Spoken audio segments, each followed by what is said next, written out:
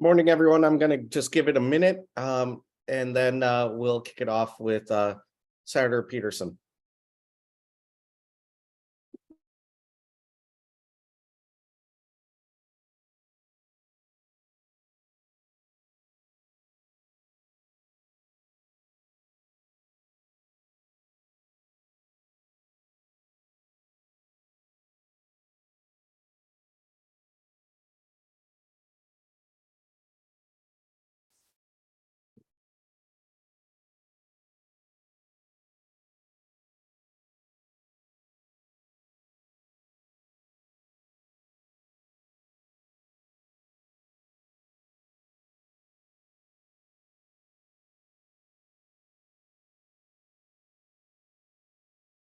All right, why don't I go ahead and kick it off? Appreciate everyone joining us this morning. I'm Milan Dalal, President-elect of the Democratic Business Council of Northern Virginia, also known as DemBiz. For those of you joining us for the first time, we're an organization based in Virginia dedicated to helping foster a dialogue between the Commonwealth's Democrats and the business community. If you like our programming, please consider signing up as members. This morning, we have two candidates for office in Virginia's 37th Senate District. For the first half hour, we'll have Chap Petersen, followed by Saddam Salim for the next 30 minutes. I have a few prepared questions for each of them, but there will also be opportunity for the attendees to ask questions. There's a box on your screen where you can type questions, which I'll choose from. Please list your name and where you're from in Virginia. We won't take anonymous questions. So with that, why don't I kick it off? Good morning, Chap. Good morning, Milan. Thank you for having me, and congratulations on being the president-elect. I don't know if that's a good thing or a bad thing. Thank you very much. Well, I appreciate you joining us this morning. You're, of course, running for re-election to represent the 37th District in the Virginia State Senate. Before we get into some of the issues, I'd like to learn a little bit more about your background. You're born in Fairfax City and still live there. Tell us a little bit about your upbringing, the transformation you've seen across Northern Virginia, and on a personal level, what Virginia means to you. Well, sure. And I have a little bit of some prepared remarks, but let me just begin by, you're exactly correct. I grew up in Fairfax City, and I'm a little bit of an oddity, maybe. I grew up next door to my great-grandmother. My family had lived in the town of Fairfax for a long time, which is, on my children are the 8th generation to grow up in the town of Fairfax, and on their mom's side, the 1st generation to grow up in the United States. So we're a hybrid family. I grew up in Fairfax City. I went to Fairfax High School, went to college, lived overseas, and was a teacher in Japan, came back, went to UVA Law School, and then moved back to Fairfax City in 1996 when I was starting my law practice, and had the good fortune or the misfortune, depending on how you look at it, to get into local politics.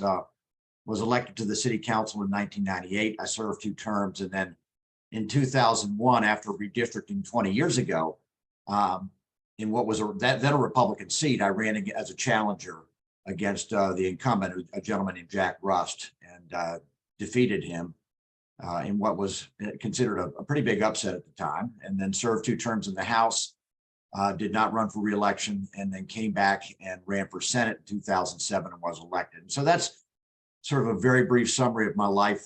I would tell you that kind of the 2 biggest things in my life, being a state senator it's a great honor, and I enjoy serving the community. But really, I think of myself most importantly as a father and a business owner. And I know today we're going to talk about being a business owner. I have 4 children, 3 of whom are pretty much grown, and then I have a little daughter who's in 6th grade.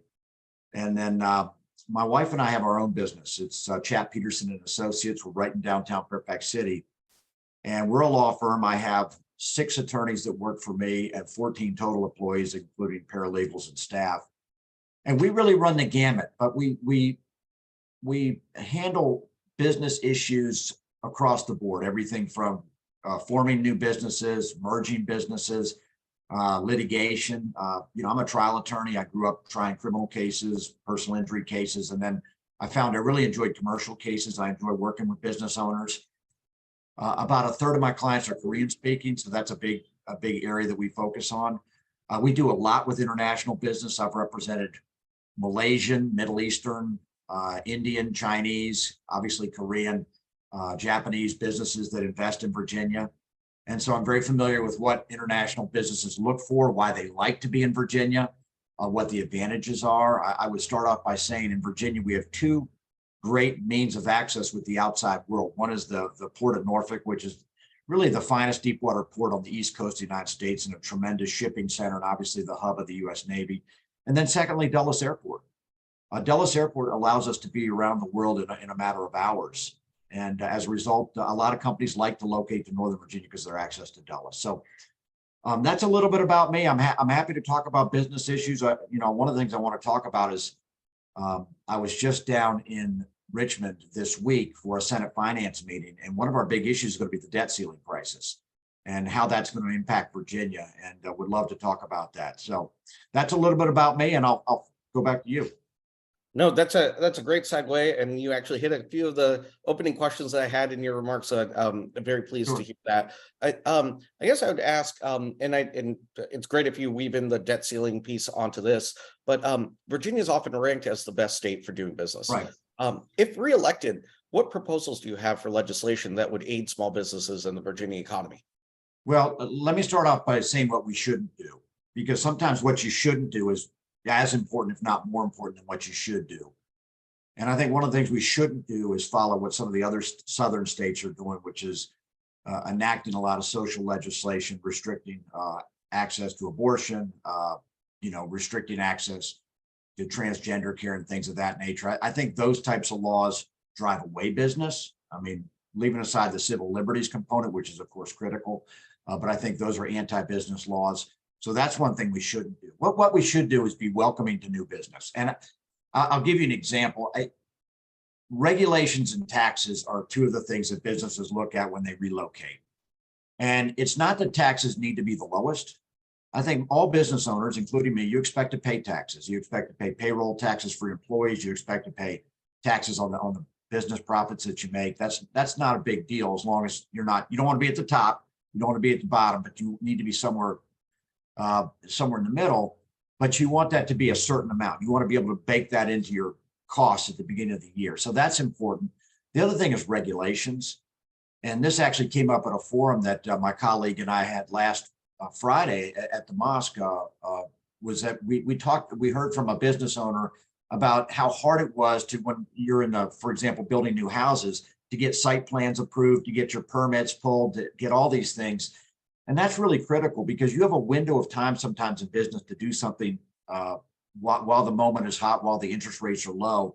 And if you miss that moment because the bureaucracy is moving too slowly, that can be very costly. So one of the bills I had years ago was what I call One Stop, which allowed a new business to go into, for example, City Hall, get a business license, get their BPOL license, get, for example, the permits they needed to open up. That was very critical, and that was very helpful for small business. The other thing is DMV. A lot of our businesses rely on Department of Motor Vehicles for CDLs, commercial driver's licenses. And when DMV was closed for a year and a half, a lot of my, not clients, but constituent businesses couldn't expand because they needed drivers, and the drivers couldn't get their CDLs. So businesses and regulations, keeping regulations pro-business, that's very critical. You raised a lot of great points, and I was just taking an Uber the other day, and I was talking to the driver about his CDL and why he had made kind of the job switch, and definitely something critical to be able to navigate that bureaucracy effectively. Because you mentioned taxes, I wanted to raise a question that I had for you on taxes. I believe in 2022 you were the sponsor of the elective pass-through entity tax. Yes. New election for pass-through entities doing business in Virginia to choose to pay state income tax at the entity level on behalf of individual owners. Talk to us a little bit about the practical of that law. Can I just say thank you? Because no one else asked me about that bill, and it's hugely important for small business. And my wife and I own our firm through a PLC. I know a lot of folks in your audience probably are in an LLC or a PLC. And what this bill does is it allows you to maximize the refund that you can collect on your federal return. And it was the PTET, the Pass-Through Entity Taxation Bill. It works as follows. Under the 2017 tax bill at the federal level, you're capped on the deduction you can take for your state and local taxation, what we call SALT. And I think that cap is a 10 or maybe it's 20,000 for a married couple, but you're capped. However, if you own your business through a pass-through entity, as I do, and it sounds like you do, you can maximize that by paying your state and local taxes through your business entity and then taking it as a business expense. So you actually get the credit on your business tax return, and you can maximize that. And let's say you make $1 million, that could be saving you $1 million in gross. That could be saving you 30, 40, 50,000 in taxes you would otherwise have to pay. And in order to take advantage of that at the federal level, we had to pass a state law, which would say that effectively we would set up our law so that state entities were taxed that way. And so I passed that bill in 2022. I updated it in 2023. So even if you own your own entity through another entity, the bottom line is we can all take advantage of it. So if you own your business through a PLC or an LLC, make sure, first of all, talk to your CPA, but make sure that your state and local taxes are paid by the business at the business level. And then you'll be able to take that as a deduction on your federal return, which means that you'll get a corresponding amount back. So it's a very nerdy bill. It's hard to explain to folks that are not in business or don't have a closely held company. But that's the type of legislation that will encourage people to come to Virginia or stay in Virginia, because again, you're talking about savings of tens of thousands of dollars on your federal return. So it's not costing us at the state level. We're still good, but on the federal return, basically, we're going to be treated at least as well as everybody else. Yeah, that's a great point. And I, just share for the audience, it's very important to kind of research this given the effect on small businesses and potential savings. But I would also note that, when, this is particularly important in light of the tax reform bill that was passed under the Republicans when Donald Trump was president, and really hit a lot of small business owners across the country. And I think a lot of people were probably not expecting that. And if we're in a state that like New York or Massachusetts that had higher than average state or local taxes, you weren't able to take that as a deduction anymore on your federal return. And that was very devastating. Exactly right. And the other comment that I'll make is that Virginia and Maryland have passed these types of laws, and apparently they've done it well enough that the IRS has essentially blessed them as well. So whereas New York and Massachusetts, I think, have botched their attempts. So I just mentioned that for the audience. Thank you. I want to shift to, we talked about business, but I also want to talk about workers and labor. Sure. And so, while the Commonwealth is often ranked as the best state for doing business, it's less highly worked for treatment of workers. And so I'm curious if you have a plan, if you're reelected, on what you'll do to improve the state of play for Virginia workers. Right. Well, first of all, thanks for that question. And I think one of the most significant bills we passed when Democrats had control in 2020 was raising our minimum wage. And we have it raised. It will be $15 per hour, which I believe takes effect in 2024. So we're stepping it up year by year. And I think right now we're at 12. And that was an important bill. And one of the ideas we considered and rejected was making it regional, because some people said, well, downstate, it's the cost of living is a lot less. And so therefore we should have a lower minimum wage. I thought that was not a good idea, because we don't want to condemn one part of our state to poverty. That's not how we do it in Virginia. I think what we're saying is $15 an hour should be the minimum threshold across, really across the state. So that's number one. Number two is this issue of worker benefits. And one of the things about our economy is it's become so fluid that sometimes it's like trying to catch smoke. And if you want to have benefits for workers, you want them to have health insurance. By the same token, you don't want to raise benefits so high that people just say, well, I'll just hire everybody as an independent contractor, which is obviously how Uber does it. And for me, my wife and I own our own business, and we have predominantly full-time employees. In the summertime, we'll hire college interns. Not that we make money off them, but just we enjoy having young people in the office, and we want them to have the work experience. And so the distinction I've always made is that between a full-time worker, which state law defines as someone who works 30 or more hours a week, and giving them access to full-time benefits, giving them access to a 401k, giving them access really to the full panoply of benefits, versus someone who's part-time, let's say, for example, a seasonal worker or a college student or somebody like that, who may be on their parents' insurance, may not. But the bottom line is I have opposed legislation that would take part-time workers and give them the same level of benefits as full-time workers. I think that's that's the type of law that will discourage people from hiring young people. And so that's kind of that's a break that I would make. And I realize not every Democrat's going to agree with me, and that's kind of why we're an open party for ideas. But that's sort of the distinction I would make. The other distinction I would make is we're now living more and more in a world of remote work versus in-person work. And I think it's important that those folks that work in person, let's say folks that are working in hospitals, folks that are working in, whether it's in uniform, police, people like that, fire and rescue, that they be allowed the types of benefits that would recognize the types of harms and physical conditions or health conditions they might be exposed to. Someone working remotely might not be in that same position. And so, it's a shifting target. Like I said, in Virginia, we want to be pro-business. We want business owners to relocate here with a full, an idea of kind of what they're going to pay in terms of taxes, both whether it's for themselves or for their workers. By the same token, I don't think we want to be unreasonable. And I think we need to accommodate the fact that, some workers are going to work 10, 15 hours a week, or they're going to work for the summer and then they're going to go back to school. Makes sense. Thank you. Let me remind the audience that we'd love to have your questions. Please type them into the Q&A box here, and I'll choose from them. Let me start. I've got one here from Paul Friedman, but please, guys, sure. Share some additional questions for Senator Petersen. We have until 9:30 with him. So Paul Friedman writes, the Virginia gun violence prevention nonprofit Safer Country is demanding the Governor Glenn Youngkin accept millions of federal dollars to facilitate and promote our emergency substantial risk order or red flag law. Mm-hmm. Have you criticized him in any public way for not doing so? Have I criticized the governor? Yeah. I'm not sure if I don't think so. I mean, we support red flag.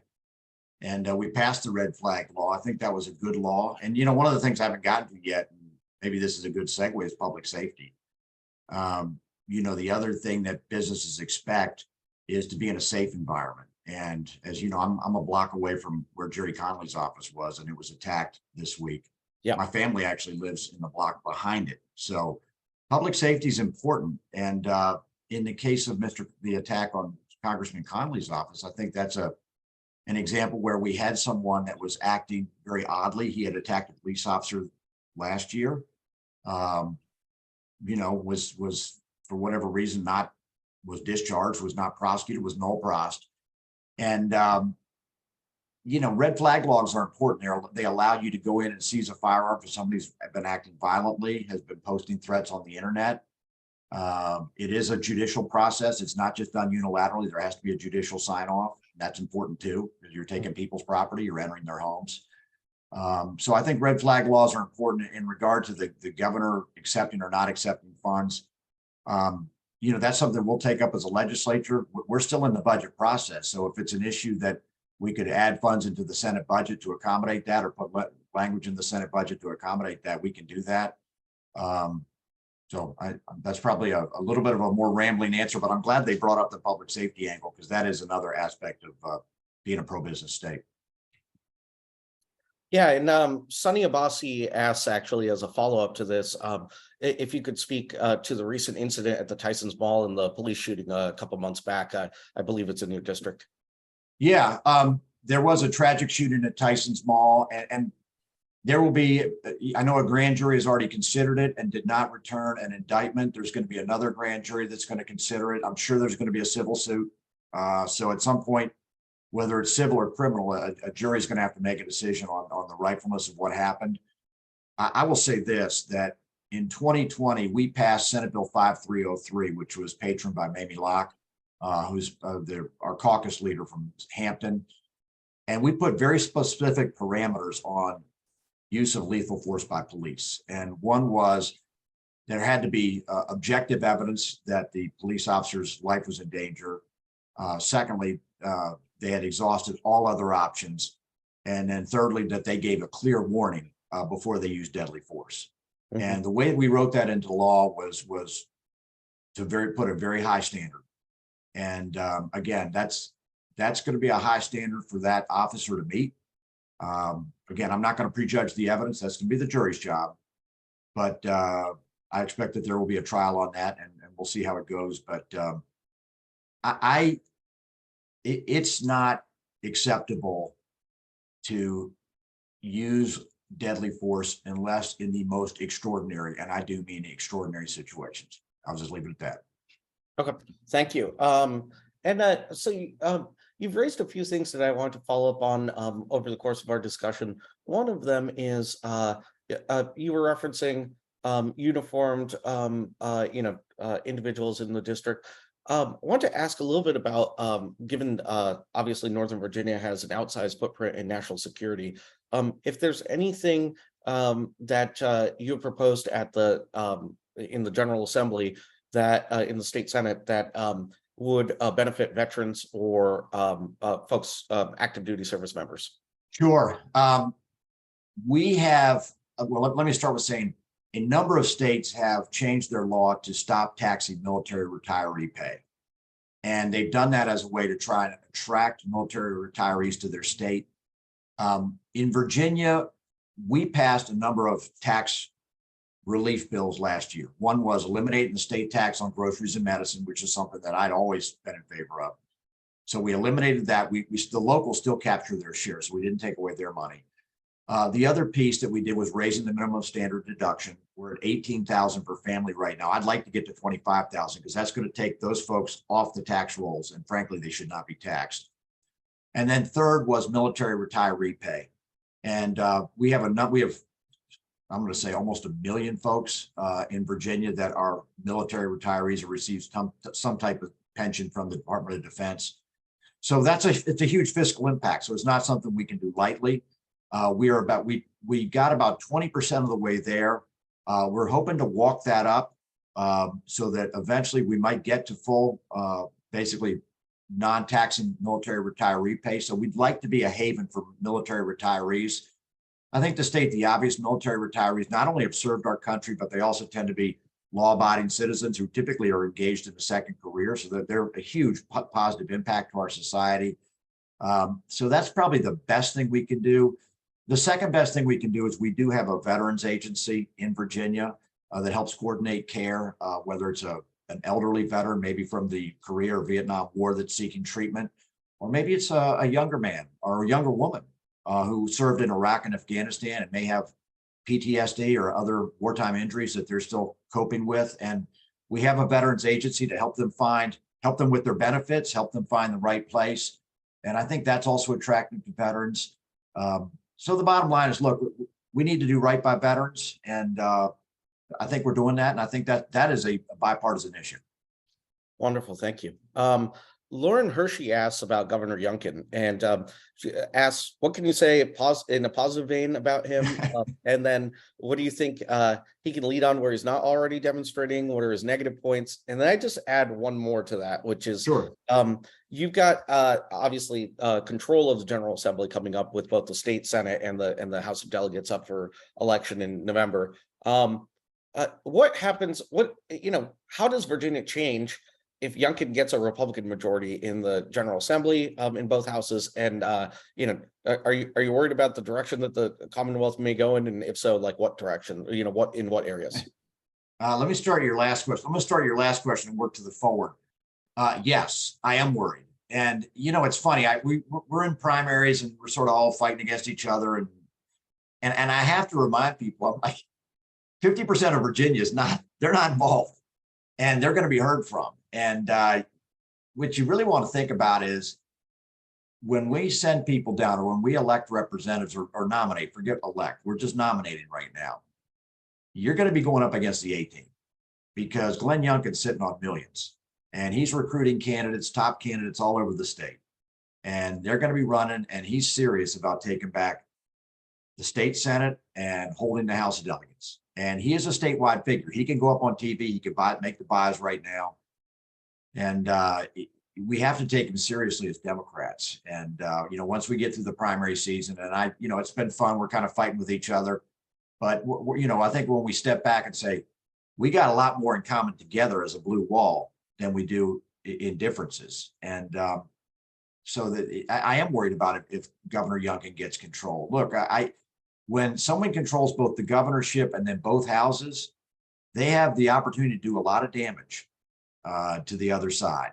And right now in the state Senate, we're the blue wall. I mean, if it wasn't for us, you would have had all kinds of abortion restrictions. You would have had a rollback on voting rights. You would have had a rollback on the minimum wage. You would have had a rollback on collective bargaining. You would have had a rollback on all the good things that we did in 2020 and 2021. Gun control, you name it. And so, yes, it's important that we stay strong in the state Senate. Yes, it's important that, we're going to have to raise 5-10 million easily in the state Senate to hold our majority. We need to be able to do that. And then secondly, in the House of Delegates, we're upside down right now. It's important that we get back that majority. I was on the phone the other day with Speaker, or not Speaker, I'm sort of pressing, maybe I'm predicting too fast, soon to be Speaker Don Scott. And, I'd like to have an event for him up in Fairfax City and get folks to know him up here, because he's a very dynamic speaker. He's got a great life story, and I think he represents the party very well. Now, to get to the front part of Lauren's question, what do I think about the governor? Well, obviously, we're going to differ. He's a Democrat, excuse me, I'm a Democrat, he's a Republican. But at the end of the day, you also have to work together. And there are going to be times that we need to sit down and think about ways that we can solve problems. One of the issues that I'm really excited about when we go back in 2024 is prescription drug reform. And Senate Bill 957 that I had, we got it out of the Senate with bipartisan support, would have created a prescription drug affordability commission, which would have put a cap on prescription drug costs, which would have matched federal law. So in other words, we take advantage of federal law on pricing and we use it to protect Virginia consumers and Virginia Medicaid recipients. And I've already got a Republican co-sponsor for next year. And that's a bill where I actually went and talked to the governor about it and said, hey, you should support this. This is going to help people in rural areas that right now are mostly voting Republican. This is a huge benefit for them as well as for my constituents. And, unfortunately, he kind of said all the right things. And then once the assembly started, the industry put pressure on him and he opposed the bill. I'm a big believer in having positive relationships with people and keeping things positive. And so, I'm hoping that when we go back in 24, that's something we can talk about and actually get that passed. So to answer Lauren's question, I'm going to disagree with Governor Youngkin on most things, but I'm also going to try and keep it a respectful, positive relationship, and hopefully we can get some things done.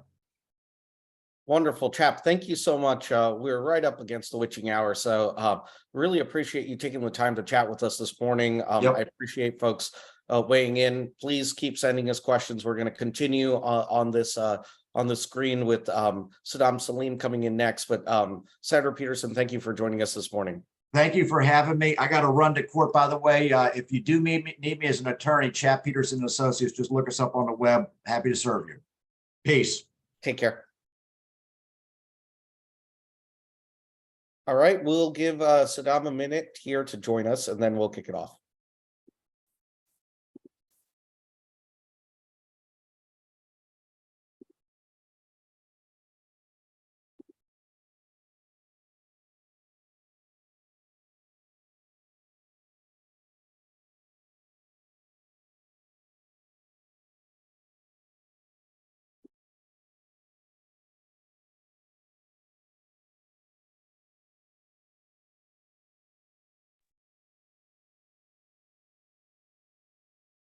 Good morning.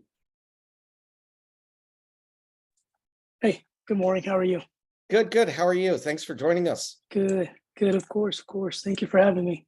Wonderful. Well, let me encourage everybody to stay on the screen. And once again, send me questions in the Q&A box to ask our candidates. I would love to mix them into questions I've already written. And Saddam, if it's okay with you, when we kick it off. Nope, that works. Thank you again. Yeah, appreciate you joining us this morning. And we just heard from State Senator Chap Petersen. You're, of course, running as a challenger for the newly redrawn 37th State Senate District. You have deep background in Virginia. Before we get into some of the substantive issues, would you mind sharing a little bit about your experience becoming a Virginian and on a personal level, what Virginia means to you? No, definitely. Again, that's a very good question. Again, as somebody who came from a third world country because of climate change, my father wanted a better life for his kids, and he thought America was the best place, and that's where we ended up landing.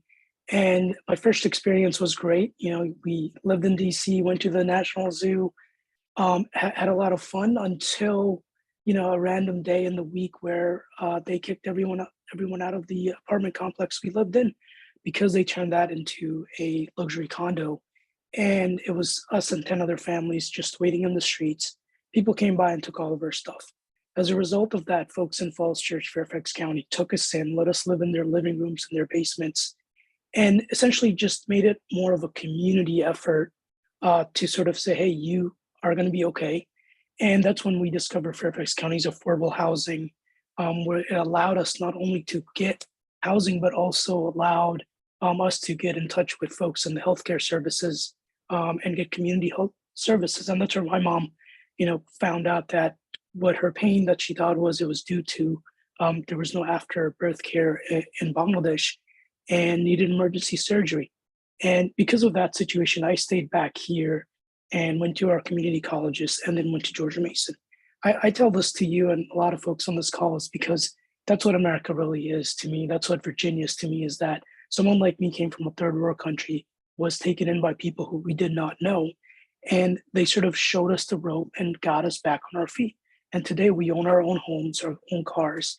And that is the American dream.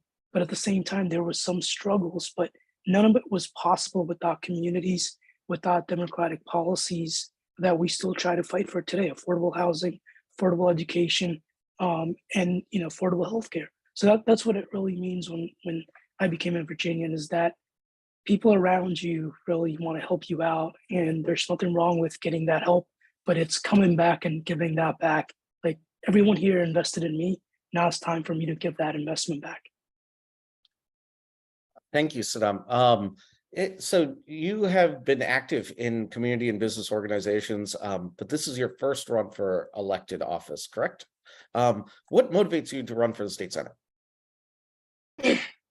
It's really, for the first time in about 16 years, this is a brand new district where it's 57% brand new. It, with the composite of minorities in the district, along with AAPI communities, it's about 48%. As a result of that, and my work with other elected officials, and what I saw over the last couple of years during the pandemic, a lot of workers were not getting their rights. When it came to Roe v. Wade, that was overturned. And when I looked at, can I count on my state senator? Can I count on some of my elected officials? Some of the answers came out, no, I cannot count on my elected officials. As a result of that, I decided that I'm going to go ahead and take on the task of running for office to make sure there's better representation for people of color, for small businesses, for literally anyone. And my deciding factor was really when my niece was born at the end of December, and seeing her, seeing my mom, seeing my sister-in-law and my sister in the same room, essentially 3 different generations, and realized they have come a long way. If it wasn't for community health, my mom would not be alive today. If it wasn't for her emergency surgery. And to be able to see that, to be able to look at them and say their rights are essentially being rolled back. And can I count on elected officials to say, hey, they're going to fight for that?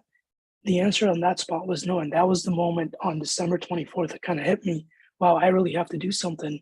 And that's really was one of the motivating factor for me. And of course, schools were the safest place in this country when I, entered Fairfax County Public Schools.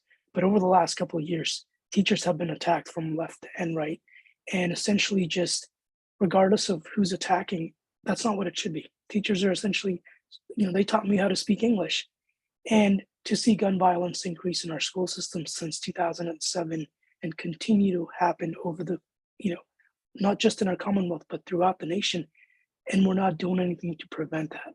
Those are some of the motivating factors that really got me in this race. And, these are the things I hear at the door: preventing gun violence, reproductive rights, and housing are some of the biggest issues that I'm going to be fighting for. Since you brought up gun violence, I thought I'd mix in Friedman's question, which we also asked Senator Petersen, which is the Virginia gun violence prevention nonprofit Safer Country is demanding that Governor Youngkin accept millions of dollars of federal dollars to facilitate and promote emergency substantial risk order, or the red flag law. one, have you criticized him at all for not doing so publicly? And then number two, what's your stance on this issue? I'm all for bringing in federal aid.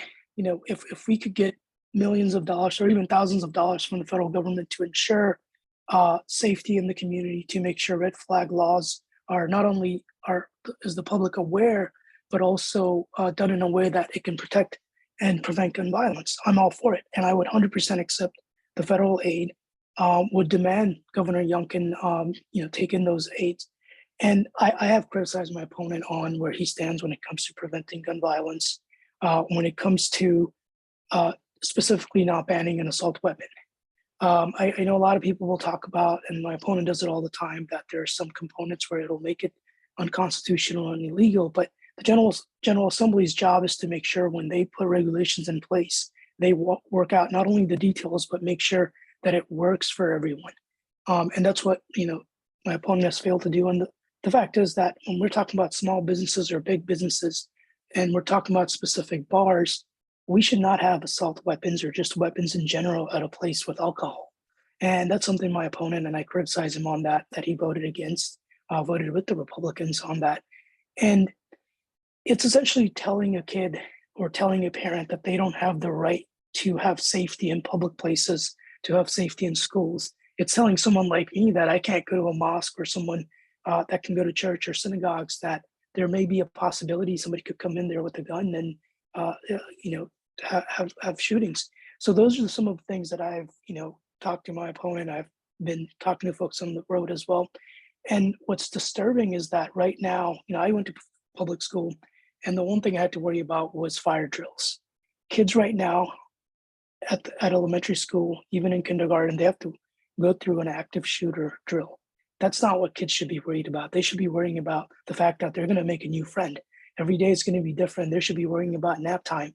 So those are some of the things that I criticize my opponent on this race. And I think we definitely have a lot of differences. And at the doors, I hear differences. And people really do want some type of preventing gun violence measures. I want to ask a little bit about your professional career and how you think your experience to date in kind of the professional world will inform the work that you do in the state senate if elected.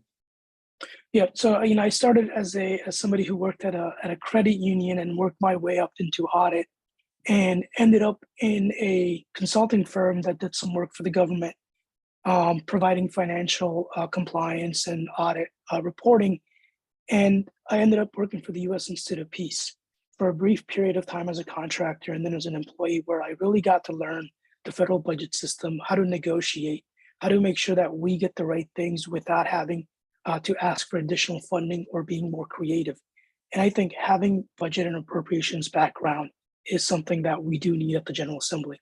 With some of our senators, Senator Janet Howe, and some of our other senators being challenged, we do lose a lot of institutional knowledge, but we need folks with somebody like my background to come in and say, hey, I can sit on appropriations and budget committees. I can sit on finance committees. That is what I will be bringing in when it comes to my background.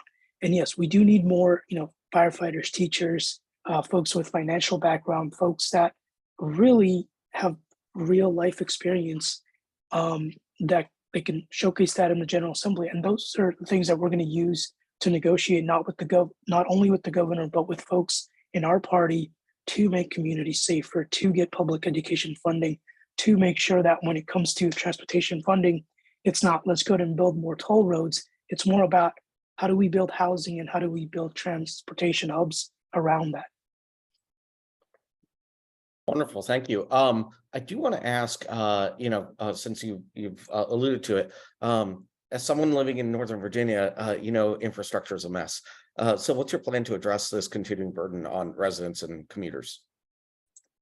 Yep. So right now, a lot of folks not only are they working from home, but they need, some folks like myself, I go at sometimes once a week, I go into the building out in Tyson's. I'm going to be straightforward. Prior to the pandemic, it was a pain going to DC and coming back. But the real issue is that transportation itself and where housing is. If we're building housing and there's no transportation available, there's no bus system, or somebody could get to the metro, then people are forced to purchase cars. And then you're forced to use that to go to work, and that's where it all gets packed up. So it's building new developments, making sure that we not only have Fairfax Connector, but we also have WMATA in coordination, that we build a station. If you look at Tyson's Corner, that's not how, the station just didn't magically appear. I remember in 2013 where when I was doing my MPA at Mason, our project was to look at the project to see if it would be possible. Half the class said that would not be possible because of not only infrastructure, but also the number of partners that are involved.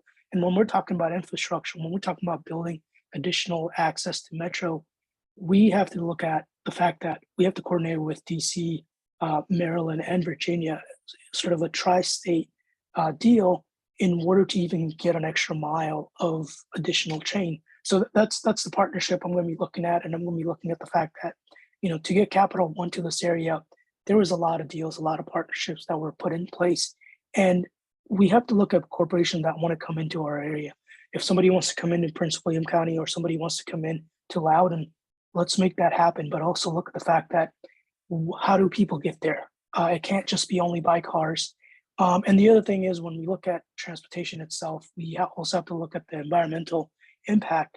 And right now, the state has the Clean Car Act, and we set a lot of emissions standards where we're not going to meet those goals if we don't upgrade our electric vehicle grid, if we don't upgrade our electric grid. And that's critical. On top of that, the state says we're going to fund a sort of a rebate if you purchase an electric vehicle. That's great. I like that.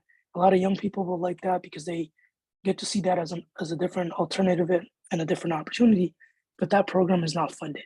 So those are some of the things I would be looking at is, are we really funding programs that are on the book versus can we partner with corporations that are in this area, work with small mom and pop shop, work with, how Mosaic was developed around a metro area. We're not going to be able to place just homes in random places and expect people to go there. So that's where the discrepancy takes place. That's where a lot of the issue occurs. Okay, great. Thank you. And you sort of touched on this, but I want to also ask a question that Sunny Abbasi posed, which was, what are your plans for, do you have any specific plans for affordable housing, and how will you enact those if you're elected to the state senate? Yeah. So, I talked when I started this, one of the biggest issue for me was affordable housing. Given somebody that came from that, I was a product of affordable housing. And I remember the process taking about 2.5 years just to even get on the list, and then another half a year just to get a unit. So it's looking at that process from a state level to say, is there a way a state can incentivize the localities to say, if you reduce your process down to 6 months, if you're able to afford, change some of your zoning regulations, instead of taking 2-3 years, let's consolidate that down to 6 months to a year. Then they're able to tap into special funding that's set for that specific reason. And the only solution to affordable housing, it's I talked to a lot of folks, is just building more housing. And we can't just build in a dense area. So we have to look at office buildings. We have to look at empty spaces out in the Tyson's area, in the Springfield area, to see how do we rezone some of that? How do we allow localities to look at their zoning processes, and are they able to do that? Now, at the national level, you hear about the fact that a lot of localities will look at their zoning policies and update those zoning policies real quick when it comes to reproductive care. But when it comes to affordable housing, when it comes to changing zoning codes, it's going to take 2-3 years. So our priorities are sort of in different places. So we're going to make affordable housing a priority, allow localities to figure out, enable them to update their zoning, incentivize not only the localities, but also the developers in reducing that process down to 6 months to a year instead of 2 to 3 years. Thank you. Haruna Khan of Alexandria asks a variant of a question that I asked Chap Petersen. So I'll pose that to you, which is that, I mentioned that Virginia is often ranked as the best state for doing business. Haruna asks, on a scale of 1 to 10, how would you rate the current environment in Virginia for small business? And if elected, what are specific things that you would work on to help the small business owners? So right now, I think I would rank it maybe 7 or 8, depending on which small business are we talking about.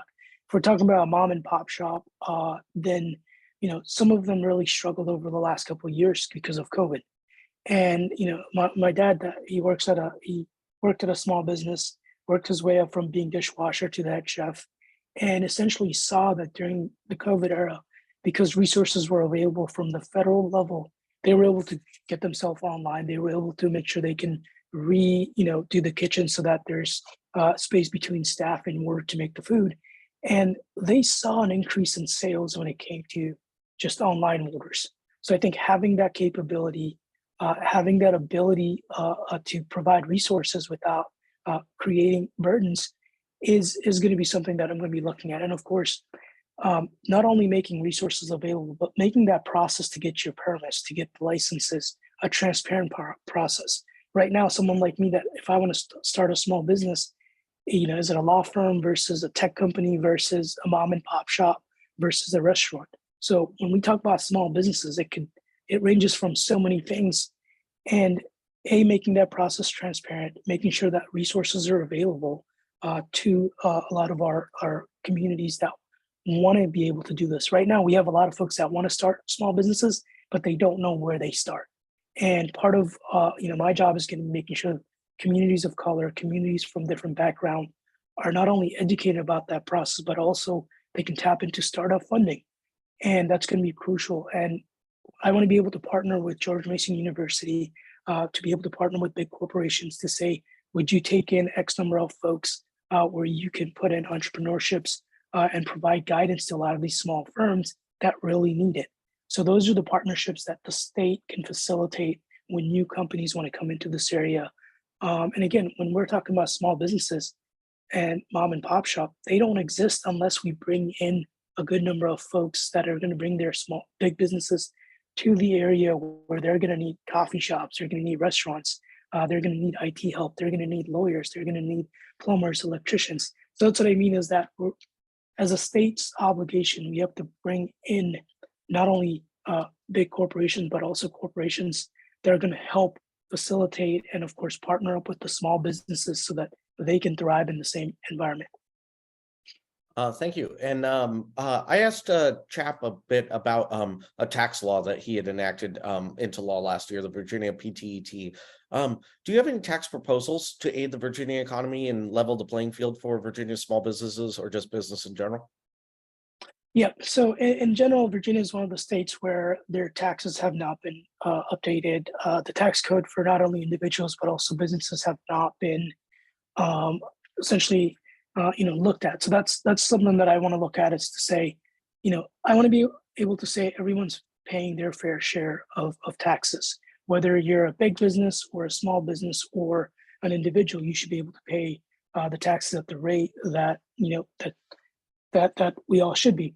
And when it comes to small businesses, yes, there is some of the incentives that have to be put in place, because no one wants to start a small business knowing that they have to owe a lot more taxes to the state. They want to be able to feel not only empowered, but also be able to tap into state funding. So we sort of have to make it an incentive program where if you're a small business and you meet certain criteria, you can not only get state funding, but also get a tax break on certain things that you purchase, and of course, certain things that you sell. So those are some of the things I would be looking at: is can we give small businesses a tax break?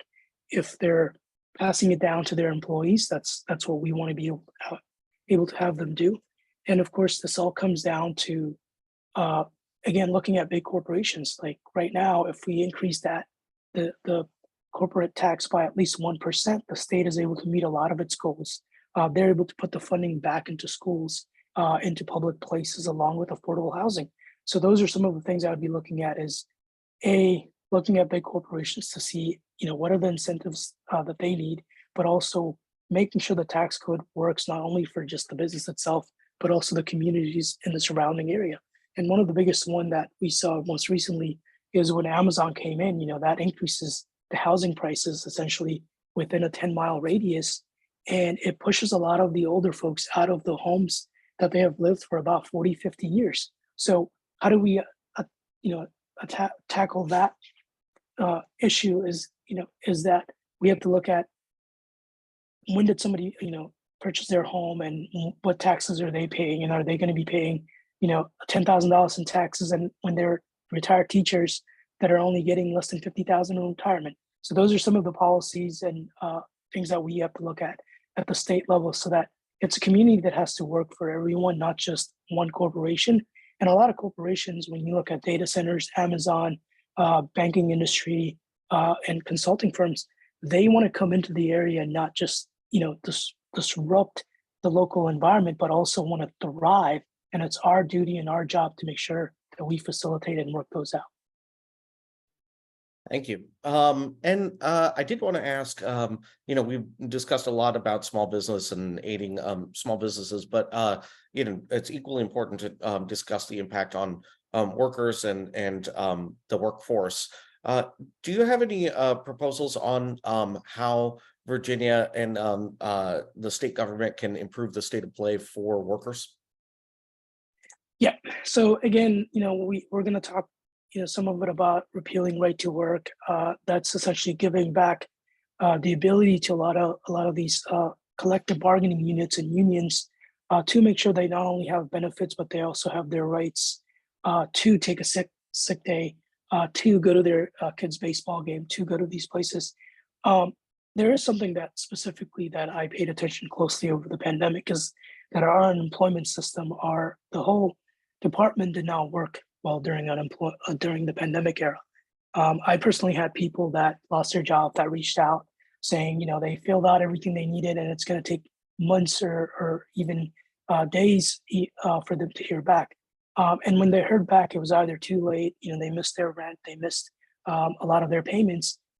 And that is something the state should have, dealt with. They should have updated that. And the General Assembly should have said, we're going to put in additional funding. We're going to give you resources to make sure this does not happen again.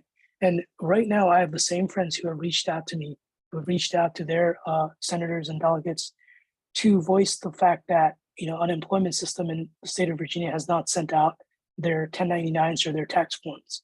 And the response they got is that, hey, go ahead and file your taxes. When you get that, just amend the taxes. That's not the response you want to give somebody where, that extra $10, that extra $100 matters a lot to them. So it's fixing those processes, updating the technology at our state agencies, giving them the funding that they need, not only to update that, but also get to the 21st century when it comes to technology. If we were able to disperse out funding virtually, we're also able to disperse out the 1099s and the tax forms that most people need. And one of the main reason because that took place is because of the number of fraud and the number of false cases that were filed in the unemployment system. The reason I know is that I personally got a thing in the mail saying I filed for unemployment. I immediately called the unemployment department and said, hey, what's going on? Like, I work from home, I'm at a firm. And they immediately said there has been thousands of cases that somebody has been filing. They're fraudulent. Thank you for letting us know. We're going to keep track of that. So state does not have a lot of resources. They're not up on the technology that they need to be up to. So again, funding a lot of that and making sure they have the right resources. Appreciate that. I have another actually gun control question that was raised by Lauren Hershey. She mentions that Lauren mentions that another candidate in a separate primary put forward the idea of a voluntary gun buyback done statewide. The reason for voluntary is to allow Governor Youngkin to support such an idea for the 2024 legislative session. What's your reaction to that? Is that something that you would support? So I see New York, I see other states do a buyback program, and I would support that. I think, getting guns, weapons of war off the streets is not whether you're Republican or Democrat. I think it should be a collective effort. So, if I'm given the opportunity to work with the governor, work with the folks across the aisle, I'll take that. But at the same time, when we do buyback programs, we allow communities, people in the community who may have guns, who may have weapons that they were either, given from their grandparents or passed down from generations, that they want to turn that in because it's no longer safe. I would 100% support that. And, getting a gun off the streets, getting a unregistered gun away from someone's basement, someone's home where it's not in safe storage, it's something that I support. And we saw again other states do it, where if you allow people to do the buyback program, they don't feel like they're going to get criminalized, they're going to get arrested or anything else. They feel comfortable. It's making gun owners feel safe. The fact that they're not going to get attacked for making communities safer. So I'm all for it. Okay, thank you. I also want to ask about any policies that you may have for veterans or to support uniformed active duty service members. Do you have any proposals that if you get to the state Senate, you would like to enact to help veterans or folks who are serving in the military right now, given the impact, given the large footprint that folks who have served in the military have in Northern Virginia? Yeah, no, definitely. I know, I work prior to this agency, I worked for Defense Logistic Agency out in Fort Belvoir, and it, our veterans are what really carried us for, ever since this country was, this nation was in existence, and we need to be able to take care of them. We need to be able to say when they get their retirement, let's go ahead and move that gap, that amount up where they're not paying taxes on a certain amount when they get their retirement. Those are some of the benefits. Making sure not only do they have access to healthcare facilities, but making them available. When it comes to mental health services, not only a lot of our veterans, but a lot of our women and men and women in services that come from war, that come from traumatic situations, they need to know that they can count on mental health services that are available, 24 hours, that are available when it comes to crisis centers. And of course, when it comes to, the other issues of guns and other things in general, they may also have those in their homes. We have to make sure that they feel comfortable. We have to make sure that resources are available to that same community, just like we want it to be available for other communities. And specifically with our veterans, it comes out to, can they afford to live here? Do they have the mental health resources that they need in order to say, I'm coming back to society, to come back to a corporate world? And of course, enabling a lot of the corporations, a lot of the businesses in this area to say they should be able to take in some of our veterans through a special entrepreneurship program or through a program where we're putting them back. And I've had the pleasure of working with a lot of our veterans in the past at the firms I've worked for, where they're going to bring some of the folks in and enable them to be part of the company. So those are some of the measures that I would like to take. Thank you. And then I'll wrap up with this question. I think I don't need to emphasize to folks that there's a lot at stake with this upcoming general election in November. We have both the House of Delegates and the state Senate up for grabs. What does it mean to you to have a Democratic majority moving forward, both in the House of Delegates and the state Senate, for Governor Youngkin's last 2 years in office? I think it really means protecting reproductive rights, protecting just education, public education in general, making sure we have more preventing gun violence measures in place. And I think having a General Assembly that's Democratic, the majority on the Senate, and of course the majority in the House of Delegates, is not only going to allow us to put Governor Youngkin's agenda on pause, but also enable us to work with him. There's a lot of bipartisan bills that were passed in the last General Assembly that the governor looked at and just scratched and said, I'm going to go ahead and veto all these. That's not what it should be. It should be about a bipartisan way that we got certain things done. Let's make sure the governor signs on to those. So it's going to get rid of the pettiness that the governor is holding on to, where he thinks, he won by a couple of percentage, that he won by 100%. And it's getting rid of the fact that the governor is not going to be able to use the governorship to, get to the presidency or get to the Senate in the next couple of years. It's about taking care of Virginians. It's about making sure, people at the grounds, constituents are heard. So right now, constituents are heard, but it gets to the governor, it all gets killed. So those are some of the things that we're going to be focusing on, is making sure we work with the governor. When we say we're going to get things done, it actually gets signed into law, along with making sure that for the foreseeable future, people's voices are being heard. And in order for us to do that, we need the House of Delegates, we need the Senate majority back, along with getting the House back as well. And again, that's going to be one of my priorities. If I win the primary, I'm going to go out to other places to make sure that we elect some of our colleagues throughout the state. Thank you for joining us this morning. I remind everybody that's joined us here that there is a primary in the 37th district for the state Senate, and regardless of which candidate you support, please go out and vote. Thanks for joining us this morning, and look forward to seeing you on future programming with DemBiz. Thank you so much, and thank you all for listening. Have a good one. Have a nice day.